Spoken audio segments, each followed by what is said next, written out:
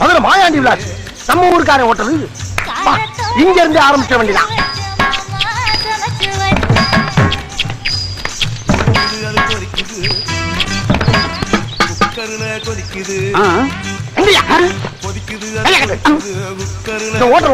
நான் தாங்க. வேற என்ன மாயாண்டி மருதன் போட்டிருக்கு. காமன் ஜனங்களை கவர் பண்றதுக்காக சும்மா நாச்சுக்கும் வச்சேன். ஹோட்டல் ஆரம்பிச்சு எத்தனை நாள் ஆகுது? ஒரு 2.5 வருஷம் இருக்குங்க. ஒரு நாளைக்கு என்ன வரும்? கிச்சன்ல இருந்து புகை வரும். வருமானம் என்ன வரும் கேட்டா ஒரு 111 ரூபா வந்தா பெருசுங்க.